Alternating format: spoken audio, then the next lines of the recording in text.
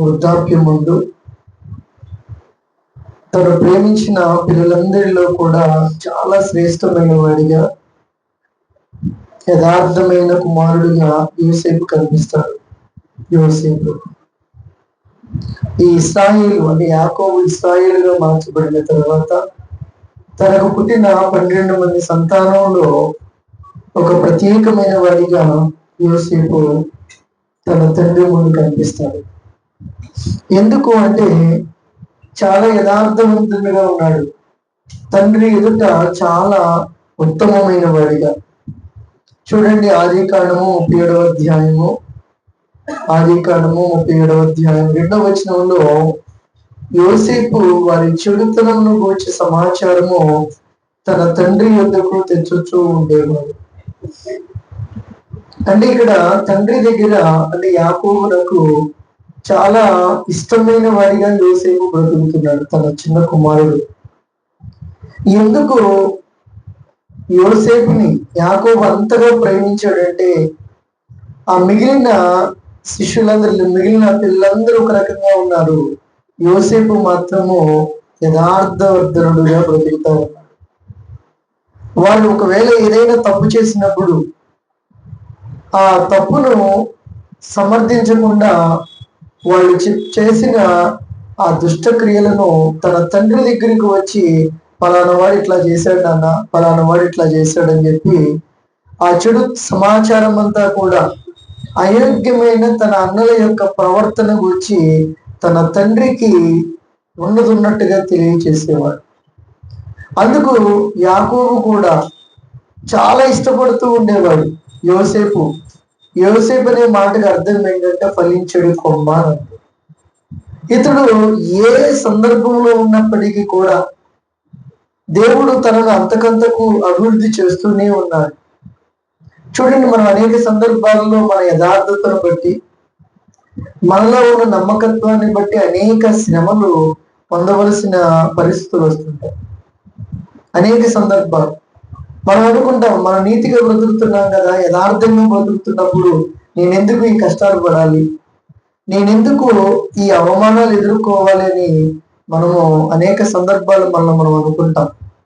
ఆ రకంగా చూసుకుంటే ఇక్కడ యోసేపు పరిశుద్ధుడిగా బ్రతుకుతూ ఉన్నాడు.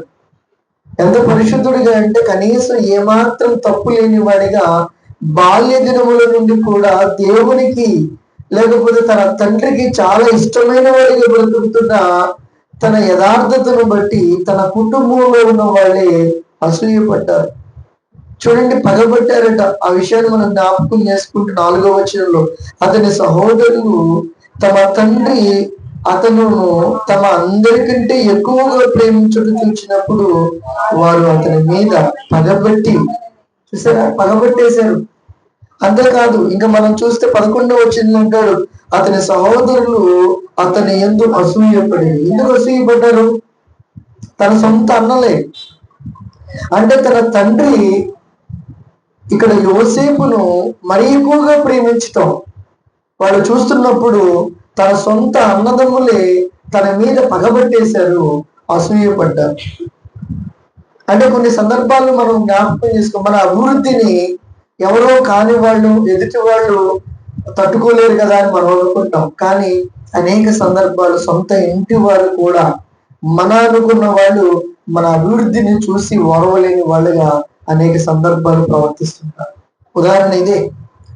ఈ యోసేపు పరిశుద్ధుడిగా ఉన్నాడు, తన తండ్రి దృష్టిలో చాలా పవిత్రమైన వాడిగా ఉన్నాడు. ఎవరు ఎలా తప్పుగా ఉంటే నాకెందుకులే అని ఆ రకంగా లోకంలో తన నీతిని ఆధారం చేసుకుని బ్రతికిన వాడు కాదు.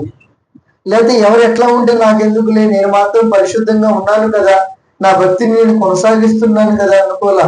ఎదుట వాళ్ళ యొక్క క్షేమాన్ని కోరుకున్నాడు. అందుకే తన అన్నలు కూడా పరిశుద్ధంగా తన తండ్రి ఎదుట నిందారహితంగా ఉండాలన్నవి అలా కోరుకున్నవాడు ఈ యోసేపు.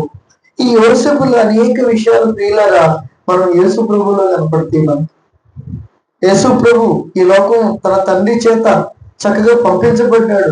తన తండ్రికి చాలా ఇష్టమైన కుమారుడిగా బ్రతికాడు. ఇక్కడ యోసేపు ఫలించడి కొమ్మగా ఎట్లయితే ఎదుగుతూ ఉన్నాడో యేసు ప్రభువు కూడా ఈ లోకానికి వచ్చినప్పుడు తన తండ్రి చేత ఈ లోకానికి పంపించబడి తన తండ్రి చేత ఒక మంచివాడిగా పేరు పొందుకున్నాడు యేసు ప్రభు. అంతేకాదు తన యథార్థతను బట్టి తప్పు చేసిన వాడు ఎంత మాత్రమైనా సహించిన వాడు కాదు. అనేక సందర్భాలు దేవాలయాన్ని వ్యాపార కేంద్రంగా చేసినప్పుడు కొరడా పట్టుకుని ఆ దేవుని మందిరంలో ఉన్న వాళ్ళందరినీ కూడా బయటికి పంపించేశాడు. యథార్థమైన ప్రవర్తనతో బ్రతుకుతున్న తనకి ఆత్మరోషంతో నా తండ్రి ఆలయాన్ని మీరు దొంగలుగా చేసేసారని కొరడా పట్టుకుని వాళ్ళందరినీ బయటికి పంపించేశారు. చెడును సహించిన వాడు కాదు యేసయ్య. అంటే పాపిని ప్రేమించాడు కానీ పాపముతో ఉన్న వాళ్ళను ఎంత మాత్రం కూడా ఆయన సహించలా. తెలిసి తప్పు చేసిన శాస్త్రులు పరిశీలి అలాంటి వాళ్ళందరినీ కూడా ముందే గద్దించాడు. మీరు సున్నము కొట్టిన సమాధులు వంటి వారు, ఎందుకు పైకి మీరు చాలా భక్తి పరులుగా కనపడతారు కానీ ఆ సమాధులు లోపల ఎట్లయితే అధిచంద్రముతో ఉంటాయో కంపుతో ఉంటాయో అలా మీ జీవితాలు కూడా పైకి భక్తి కలిగిన వారిగా ఉంటున్నారు, దాని శక్తిని ఆశ్రయించిన వారిగా బ్రతుకుతున్నారని యేసు ప్రభు వారు తన ముందు ఉన్న పాపం చేసే వాళ్ళందరినీ కూడా గద్దించాడు. పాపిని ప్రేమించాడు, ఏ పాపిని కూడా ఆయన అసహించుకోలే. కానీ ఆ పాపము చేసే వాళ్ళను మాత్రము ఆ పాపాన్ని వదిలిపెట్టుకుని తనని వెంబడించమని ఆయన కోరుకున్నాడు. ఇక్కడ చూడండి, తన సొంత అన్నదమ్ములు తన మీద పగపట్టి అసూయపడి చివరికి తీసుకెళ్లి గుంటలో పడేసేసారు. గుంటలో పడవేశారు. అరే ఈడు చిన్నవాడు, వీడిని చంపేస్తే చక్కగా మనం ఎట్లయినా స్వేచ్ఛగా బ్రతకూర్చొని చూడండి, సొంత అన్నదమ్ములే వెళ్ళి గుంటలో పడవేశారు. అది చంపేద్దాం అనుకుంటారు. వీడి వచ్చిన చదవండి ఒకసారి. వీడిని చంపి ఇక్కడ నున్న ఒక గుంటలో పారవేసి దుష్ట మృగము వీడిని చంపివేసినని చెప్దాం, తన నాన్నకి చెప్దామని తన తండ్రికి చెడు సమాచారం ఇద్దాం, వీడిని గుంటలో పడేసి చంపేద్దాం. ఇంకా నాన్నకి యథార్థమైన మన ప్రవర్తన గురించి చెప్పేవాళ్ళు ఎవరు? ఒకసారి యేసు ప్రభు జీవితాన్ని కూడా మనం ఒకసారి ఈ యోసేపు జీవితంతో మనం కంపేర్ చేసుకున్నప్పుడు యేసు ప్రభువును కూడా ఇక్కడ యోసేపును గుంటలో పడేసినట్టుగా అక్కడ కూడా సొంత యూదులే, తన సొంత జనాంగమే ఆయన సిలువ వేయండి అని చెప్పి కేకలు వేసి యేసు ప్రభుని సిలువ మీద చంపే వరకు కూడా ఎంత మాత్రం వాడు నిద్రపోలా. నిజంగా యేసు ప్రభు వారు అంత లేకపోతే అంత బాధ లేకపోతే అంత మరణానికి సంబంధించిన ఏం తప్పు చేశాడు ఆయన? ఇక్కడ యోసేపుని గుంటలో పడేయడానికి కారణం ఏంటి? తన యథార్థ ప్రవర్తనను బట్టి తన తండ్రి తనను ఎక్కువగా ప్రేమిస్తున్నాడని ఎప్పుడైతే తన అమ్మలు చూశారో అసూయపడ్డారు, ద్వేషపడ్డారు. అంత మాత్రమే కాదు కానీ మిద్యానీయులకు వెళుతున్న ఇష్మాయేలీల సంతానమైన మిద్యానీయులకు అమ్మేశాడు. 28వ వచనాన్ని చదివితే మిద్యానీయులైన వర్తకులు ఆ మీదుగా వెళ్ళుచుండగా వారు ఆ గుంటలో నుండి యోసేపునకు పైకి తీసి ఆ ఇష్మాయేలీలకు 20 తులముల వెండికి అతన్ని గుంటలో నుంచి పైకి తీసినప్పుడు ఒకళ్ళు యోసేపు అనుకున్నాడేమో, ఏమోలే మా అన్నలకి నా మీద కటాక్షం కలిగిందేమో, ప్రేమ కలిగి నన్ను ఆదరించడానికి నన్ను గుంటలో నుంచి పైకి తీసాడేమో అనుకున్నాడేమో పాపం. అది తీసి ఏం చేశారు? ఇష్మాయేలీలకు మిద్యానీయులకు అన్నం వేశారు. చూడండి, తన జీవితంలో అనేక కష్టాలు పడిన యోసేపును ఒకసారి మనం జ్ఞాపకం చేసుకోవాలి. తన సొంత అన్నల చేత, తన సొంత కుటుంబస్తుల చేత అనేక కష్టాలు పొందిన యోసేపు తన జీవితం ఎక్కడ కూడా బాధపడలా, ఎక్కడ కూడా దేవుణ్ణి వదిలిపెట్టలా, ఎక్కడ తన విశ్వాసాన్ని పోగొట్టుకోలే. తర్వాత పోతీఫర్ అనే ఆయనకి అమ్మేసిన తర్వాత మనం ఆ విషయం చూస్తాం. 39వ వచనంలో 39వ అధ్యాయము 2వ వచనాన్ని 2-3 వచనాలు, యెహోవా యోసేపునకు తోడయ్యుండెను గనుక అతడు వర్ధిల్లుచు తన యజమానులకు ఆ ఐగుప్తుని ఇంట ఉండేది. చూసారా, ఎంత ప్లాట్ చేసినప్పటికీ కూడా, ఎంత కుట్ర చేసి తన సొంత కుటుంబస్తులు తనని ఎంత హాని చేయాలని చివరికి మిద్యానీయులకు అమ్మేసి 20 వెండి నాణ్యాలకు అమ్మేస్తే ఇక తర్వాత ఆ మిద్యాను దేవుడు ముందుగానే ఈ ప్రజలందరినీ కాపాడటం కోసమని ముందు ప్రణాళికతోనే ఆ పోతిఫర్ ఇంటికి వెళ్ళిపోయాడు, ఐగుప్తిని ఇంటికి వెళ్ళిపోయాడు. వెళ్ళిపోయిన తర్వాత కూడా అనేక బాధలు వచ్చినాయి, అనేక కష్టాలు వచ్చినాయి, అర్థమైందా? కానీ తన భక్తి జీవితాన్ని మాత్రము తను ఏ పరిస్థితుల్లో కూడా పోగొట్టుకున్నవాడు మాత్రము కాదు. కష్టాలు వచ్చినా అమ్మేసిన తర్వాత తను బాధపడలా, అయ్యో నా సొంత అన్నలే నన్ను మిద్యానీయులకి అమ్మేశారు కదా. మళ్ళా ఇంటికి వచ్చి తన తండ్రికి ఏం చెప్పాను, చిన్నవాడు చచ్చిపోయాడు, తన బట్టలు అని చెప్పేసి తను వాడుతున్న బట్టలు అవి చూపించినప్పుడు ఆ తండ్రికి నిజంగా చాలా వ్యధ కలిగించారు ఆ పిల్లలందరూ. తన సొంత అన్నదమ్ములే తన తండ్రికి బహు ఘోరమైన క్షోభ కలిగించారు. చిన్నవాడు చచ్చిపోయాడనంటే ప్రేమించిన కుమారుడు చనిపోయాడంటే తండ్రికి ఎంత వేదన. అయినప్పటికీ కూడా పిల్లరా అలాంటి పరిస్థితుల్లో, అంత కష్టంలో కూడా తన జీవితంలో దేవుడిని మాత్రము నిర్లక్ష్య పెట్టలా, దేవుని వదిలిపెట్టలా. అందుకే చూడండి 2వ వచనంలో యెహోవా యోసేపునకు తోడై ఉండేవు కనుక అతడు వర్ధిల్లుచూ ఉన్నాడు. ఎక్కడ వర్ధిల్లాడు చెప్పండి? ఎక్కడ వర్ధిల్లాడు? తను ఉన్న పరిస్థితులన్నీ కూడా వేరు, అర్థమైందా? యజమానులకు అమ్మేస్తే ఒక హెబ్రీయుడుగా, ఒక బానిస పిల్లవాడిగా ఆ ఇంటిలో ఏం స్వేచ్ఛ ఉంటుంది? ఇప్పుడు మన ఇంట్లో పనిచేసే వాళ్ళు, పాలేతనం చేసేవాడికి ఏం స్వేచ్ఛ ఉంటుంది? యజమానుడు ఇంట్లోకి వెళ్ళి లేకపోతే ఏ చేయడానికైనా, లేకపోతే ఆ మంచాల మీద కూర్చుని, లేకపోతే ఏ పని, అంత స్వేచ్ఛ ఉండదు కదా. బానిసగా కొనిపోబడిన ఆ పిల్లవాడికి దేవుని హస్తం, యెహోవా హస్తం ఎప్పుడైతే తోడుగా ఉందో ఆ ఐగుప్తుని ఎంత వర్ధిల్లుతూ ఉంటాడు. మన జీవితంలో కూడా మనం గుర్తుపెట్టుకోవాలి. కష్టాలు వచ్చినప్పుడు, శ్రమలు వచ్చినప్పుడు, నిందలు వచ్చినప్పుడు, బాధలు వస్తున్నప్పుడు మనల్ని మనం నిందించుకోకూడదు. మనల్ని మనం నిందించుకోవటం మన సృష్టికర్త అయిన దేవుని నిందించుకోవడమే. అనేక సందర్భాలు మనకు వస్తున్న కష్టాలన్నిటిలో కూడా మనము దేవునిని కలిగి జీవించాలి. మనుషులు అపాయం కలిగి చేసినప్పటికీ కూడా మనుషుల వైపు ఎన్నడూ తిరిగి చూడకూడదు. ఇక్కడ యోసేపు చూడండి పిల్లల, తన జీవితంలో ఎన్నడూ తను నిరాశపడలా. తన సొంత అన్నను మోసం చేసినప్పటికీ కూడా, అమ్మివేసినప్పటికీ కూడా ఒకటే తన జీవితంలో నేర్చుకున్నాడు, దేవుడిని అంటి పెట్టుకోవడం, దేవుడితో సహవాసం చేయటం. ఎప్పుడైతే ఈ ఐగుప్తుని ఇంట ఉన్నాడు, 3వ వచనాన్ని చదువుదాం. అతని యెహోవా అతనికి తోడై ఉండెననియు, అతడు చేసినదంతయు అతని చేతులు యెహోవా సఫలము చేసిననియు ఆ యజమానుడు చూచినప్పుడు యోసేపు మీద కటాక్షము కలిగిన కనుక అతని యొద్ద పరిచర్య. తన కుటుంబం మీద గుర్తుపెట్టుకోండి, తన కుటుంబం సమస్తము కూడా యోసేపు చేతికి ఇచ్చేశాడు. ఎందుకో తెలుసా? దేవుడు యోసేపును అంతకంతకు వర్ధిల్ల చేశాడు. అదేవిధంగా తన యథార్థతను బట్టి, దేవుని మీద ఆనుకుని ఆధారపడి బ్రతుకుతున్న తన విశ్వాసాన్ని బట్టి ప్రియులరా యెహోవా తన హస్తాన్ని తోడుగా ఉంచాడు. ఎక్కడ గుంట్లో పడేసినప్పుడు యెహోవా హస్తం తోడుగా ఉంది. మరలా అటు మిద్యానీయులకు అన్నం వేసినప్పుడు కూడా యెహోవా హస్తము తనకు తోడుగానే ఉంది. ఐగుప్తుని ఇంట ఉన్నప్పుడు కూడా యెహోవా హస్తం అంతకంతకు దేవుడికి తోడుగా ఉండి యోసేపునకు తోడుగా ఉండడం అతడు వర్ధిల్లుచు. మన జీవితంలో కూడా దేవుని సహాయము ఎల్లప్పుడూ మనతో ఉండేది. మనం ఎలాంటి పరిస్థితుల్లో ఉన్న కొన్ని సందర్భాలు మన సొంత ఇంటి వారి చేత, మన బంధువుల చేత, మన ఇరుగు పొరుగు వారి చేత అనేక కష్టాలు పడుతున్న పరిస్థితుల్లో కూడా మనలో ఉన్న విశ్వాసాన్ని మనం బలహీన పరుచుకోకూడదు. దేవుడికి ఒక సమయం ఉంది, దేవుడు హెచ్చించే ఒక సమయం ఉంది. యోసేపును అంతకంతకు వర్ధిల్ల చేసే దేవుని సమయం ఉంది. ఆ సమయం కోసం ఎదురు చూశాడు. తర్వాత దేవుడు ఎంత గొప్పవాడిగా చేశాడు తెలుసా? అలాంటి కష్టాలు రాలేదని కాదు, కష్టాలు వచ్చినాయి, అవమానాలు వచ్చినాయి, బాధలు వచ్చినాయి, శ్రమలు వచ్చినాయి. వాటన్నిటిలో కూడా తన యథార్థతను వదులుకున్నవాడు మాత్రము కాదు. ఇక్కడ యోసేపునకు యెహోవా హస్తము తోడుగా ఉండి అంతకంతకు వర్ధిల్లు. తను ఏ పని చేసినప్పటికీ కూడా అదే ఇక్కడ రాయబడి యెహోవా యోసేపునకు తోడై ఉన్నది కనుక అతడు వర్ధిల్లుచు.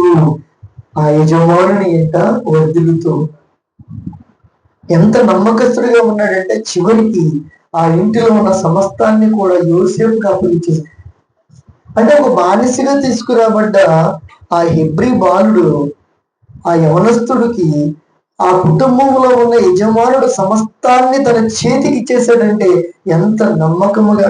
అందుకే దేవుని వాక్యం తెలియజేస్తుంది, నమ్మకమైన వారికి దేవుని ఆశీర్వాదములు మెండుగా కలుగు. మనం మనుషులు చూడకూడదు. అనేక సందర్భాలు మనము మనుషులు ఉంటే ఒక రకంగా, లేకపోతే ఒక రకంగా ఉంటాం. యోసేపు అలా లేరు. ఒకనొక సందర్భం ముందు తనకి శోధన వచ్చేసింది, కష్టం వచ్చేసింది, బాధ వచ్చేసింది. ఏ ఇంట్లోనైతే తను యథార్థవంతునిగా బ్రతుకుతున్నాడో, ఏ ఇంట్లో అయితే యజమానుడు నమ్మి యథార్థంగా బ్రతుకుతున్నాడో ఆ ఇంటిలో శోధన వచ్చేసింది. తన యజమానుని భార్య ఈ యోసేపు సుందరుడుగా, మంచిగా, అందమైన వాడిగా ఉండటం చూసి కన్ను వేసి తన దగ్గరికి వచ్చి పాపం చేయమని అనేక సందర్భాలు శోధిస్తే ఏమన్నాడు తెలుసా? 9వ వచనాన్ని చదవండి. అక్కడ ఒక మాట తెలియచేస్తాడు ప్రియులారా. అక్కడ దేవుణ్ణి చూసిన వాడిగా తన యథార్థతను కాపాడుకున్నాడు. అక్కడ అంటాడు, కాబట్టి నేను ఎట్లు ఇంత ఘోరమైన దుష్కార్యము చేసి దేవునికి విరోధముగా పాపము కట్టుకుందునని తన యజమానుని భావించాడు. ఏమంటున్నాడు? నేనెట్లు ఇంత ఘోరమైన దుష్కార్యము చేసి దేవునికి వ్యతిరేకంగా పాపము నేను చేసి మూట కట్టుకుంటాను. అక్కడ ఎవరు చూశాడు? ఆ ఇంట్లో ఎవరు లేరు. యజమానుడు, లేకపోతే యజమానుడు తన పనులకు వెళ్ళిన తర్వాత యజమానుని భార్య, ఆ కుటుంబంలో అంతా పనిచేసే తనే యోసేపు ఉన్నాడు. అయినప్పటికీ కూడా ఏమన్నాడు తెలుసా? వచ్చిన అవకాశాన్ని సద్వినియోగం తీసుకుని అదే తప్పు చేసి దేవునికి అయోగ్యంగా బ్రతికిన వాడు కాదు. ఏమన్నా తెలుసా? నేను ఎట్లు ఇంత ఘోరమైన దుష్కార్యము చేసి దేవునికి వ్యతిరేకంగా పాపం మూట కట్టుకుంటాను.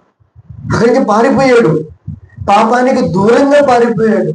ఎక్కడ పరిస్థితులకి తను తలవగల, తను ఎక్కడ మనుషులు చూడాల, ఎవరు చూస్తున్నాడంటే దేవాది దేవుణ్ణి చూస్తున్నాడు, నీతిని కాపాడుకుంటా ఉన్నాడు. ఈ రోజు వరకు కూడా పాపానికి దూరంగా పారిపోయిన యవనస్తుడుగా యోసేపు అప్పుడు కనబడ్డాడు. ఈ రోజు వరకు కూడా క్రైస్తవ జీవితంలో యోసేపు లాగా నిజంగా యథార్థంగా బ్రతికిన వాళ్ళు ఇంకోళ్ళు కనపడరు. అని పాపానికి దూరంగా పారిపోయాడు. అప్పటికి కూడా తను శోధిస్తా ఉన్నా సరే తన యజమానుని భార్య దగ్గర నుంచి అక్కడ పారిపోయినట్లుగా మన బైబిల్ వాక్యంలో మనకి కనబడుతుంది. కాబట్టి ఇక్కడ మనము దేవుని వాక్యంలో ఉన్న విషయాలను జ్ఞాపకం చేసుకోవాలి. మనం ఎప్పుడు కూడా ఈ మనుషులను చూడకూడదు. మనుషులు, మన చుట్టుప్రక్కల ఉన్న మనుషులు, వాళ్ళు ఉంటే ఒక రకంగా లేకపోతే ఒక రకంగా కాదు, కానీ అలాని దేవుని యథార్థతను కాపాడుకోవాలి. అలానే శోధన రాలేదా? చూడండి, ఇదే ఈ యోసేపుని యేసుక్రీస్తులకు మనం పోల్చి మాట్లాడుతున్నాం.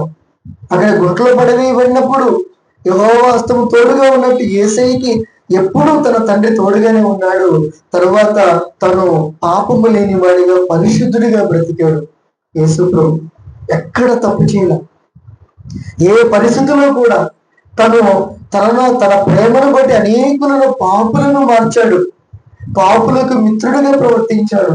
తనలో ఉన్న ప్రేమను బట్టి అనేక మంది వ్యభిచారులను మార్చాడు. కానీ ఎక్కడ కూడా పాపానికి మాత్రం తన తల వంచడు. ఇక్కడ యోసేపు పాపములకు దూరంగా పారిపోయినట్లుగా యేసు ప్రభువు కూడా తన జీవితంలో ఒక మాట అంటాడు, నాలో పాపం ఉందని ఎవరు స్థాపించగలరు? నాలో పాపం ఉందని ఎవరైనా చూపించగలడా? ఎవరైనా రుజువుపరచగలడా? అని ఈ ప్రపంచంలో యథార్థమైన అలాంటి ఛాలెంజ్ విసిరే వాళ్ళు ఎవరైనా ఉన్నారని యేసు ప్రభువు మాత్రమే. తను పుట్టినది మొదలుకొని చనిపోయే వరకు కూడా పాపిని ప్రేమించాడు. ఏ పాపిని కూడా అసహించుకున్నాడా? ఎక్కడ అసహించుకోలా. ఎంతటి ఘోరమైన పాపులు వచ్చినప్పటికీ కూడా అప్పుడే చేర్చుకుని తన ప్రేమ చేత తండ్రి ప్రేమను చూపించి వాళ్ళలో పరివర్తన తీసుకొచ్చి వాళ్ళందరినీ తనకి నమ్మకమైన సాక్షులుగా మార్చుకున్నాడు. కానీ ఏ పాపిని కూడా నువ్వు పాపివి అని అనలా. పాపం చేసిన స్త్రీ వచ్చినప్పుడు కూడా అమ్మా అన్నాడు. అమ్మా, ఎవరు నీకు శిక్ష విధించలేదా? లేదు ప్రభువా. అమ్మా, నేను కూడా నీకు శిక్ష విధించను. ఇక తప్పు చేయొద్దు, పాపము లేకుండా పరిశుద్ధంగా బ్రతుకు. కాబట్టి ఈ రోజున ఈ ప్రపంచంలో ఉన్న అన్ని దేశాలు అంతటిలో కూడా యేసు ప్రభు వారు చాలా పరిశుద్ధమైన వాడిగా, ఏకైక దేవుడుగా, ప్రేమతో ప్రపంచాన్ని జయించిన వాడిగా యేసు ప్రభు కనిపిస్తాడు. అది వాస్తవం. ఎందుకంటే ఆయన ఎక్కడా కూడా తప్పు చేయలే, ఎక్కడా కూడా తన పాపానికి తన జీవితంలో అవకాశం ఇవ్వాల. అలాని శోధనలు రాలేదా? యేసయ్యకి శోధన రాలా? అనేక శోధనలు వచ్చినాయి ఆయనకి, అడుగడుగున శోధనలు, శాస్త్రుల ద్వారా, పరిచయాల ద్వారా. అదేవిధంగా యేసుప్రభు ఎక్కడ దొరుకుతాడా? తనని అనేక రకాల హింసలు కూడా చేయాలా, ప్రపంచం అందరిలో కూడా ఒక పాపిగా చూపించాలని అడుగడుగున కూడా యేసుప్రభుని వెతుకుతూనే ఉన్నారు. కానీ తన మాట చేత గాని, తన క్రియ చేత గాని, తన జీవితం ద్వారా గాని యేసుప్రభు ఎక్కడ కూడా చిన్న తప్పు చేసిన వాడు కాదు. అలాంటి పరిశుద్ధుడైన యేసుప్రభు వారు ఈ రోజున మనకు తోడుగా ఉన్నాడు. ఆ రోజు యోసేపు ఎంత పరిశుద్ధుడిగా బ్రతికాడో ఈ రోజున మనం కూడా బ్రతకగలం. ఎందుకంటే యేసుప్రభు చెప్పాడు, ఇదిగో నా యందు ఉన్న వాడిలో నా బీజం ఉంటుంది, కాబట్టి వాడు ఎంత మాత్రము తప్పు చేయలేడు. యేసుప్రభు నమ్మిన తర్వాత ఆయన శిష్యుడు చూడండి, యేసుప్రభు కోసం యథార్థంగా బ్రతికాడు. ఒక పౌలు లాంటి వాడు. పౌలు తర్వాత పౌలు చేతులు ఎంత మంది నిజంగా శిష్యులుగా ఉన్నారు. ఒక తిమోతిని చూడండి, ఒక బర్నబాను చూడండి, ఒక తీతును చూడండి. వీళ్ళందరూ కూడా యథార్థంగా బ్రతికిన యవనస్తులు. ఆ యథార్థత ఎక్కడి నుంచి వచ్చింది? యేసుప్రభు నుంచే. యేసుప్రభు ఎలా తప్పు చేయలేదో, పరిస్థితులకి ఆయన ఎలా అయితే లేకపోతే తన భక్తి జీవితాన్ని పాడు చేసుకోలేదో, మనుషులను చూసి మనుషులుంటే ఒక రకంగా లేకపోతే ఒక రకంగా బ్రతికిన వాడు కాదు యేసుప్రభు. ఎప్పుడు తండ్రితో సహవాసం చేసిన వాడే. సమయం దొరికితే ఏం చేసేవాడు? పగలంతా పరిచయం చేసేవాడు, రాత్రంతా కొండకి వెళ్ళిపోయి ప్రార్థన చేసేవాడు. అర్థమైందా? ఆయన తండ్రితో ఎప్పుడు కూడా ఎక్కడ కనీసం ఒక క్షణం కూడా ఎడబాసి లేడు. ఆయన తండ్రితో మమేకమైపోయి ఆయనతో సహవాసం చేసిన యేసయ్య పరిశుద్ధుడిగా బ్రతికాడు. అదే యేసుప్రభు ఈ రోజు మన ముందులో ఉన్నాడు, మన మధ్యలో ఉన్నాడు, మనతో ఉన్నాడు. మనం యథార్థంగా దేవుని కోసం బ్రతికినప్పుడు మన జీవితాలను ఆయన ఎంతగా చేస్తాడంటే, ఒక పరిశుద్ధుడైన పౌలు వలె, ఒక తీతు వలె, ఒక తిమోతి వలె వాళ్ళు ఎంత పరిశుద్ధంగా బ్రతికారు తెలుసా? చిన్ననాటి నుండి కూడా తప్పు పాపము లేని వాళ్ళుగా దేవుని సన్నిధులు యథార్థవంతులుగా బ్రతికారు. ఆ యథార్థత ఎక్కడి నుంచి వచ్చినది? యేసుప్రభు. ఈ రోజున మన జీవితంలో కూడా ఇలాంటి భక్తుల యొక్క జీవితాన్ని మనము చూస్తున్నప్పుడు మనుషులు చూడొద్దు. మనుషులు ఒక అందుకన్నాడు, నేను ఎట్లు ఇంత ఘోరమైన దుష్కార్యము చేసి దేవునికి వ్యతిరేకంగా పాపం ఓటు పెట్టుకున్నాను అంటే దేవుణ్ణి చూస్తున్నాడు.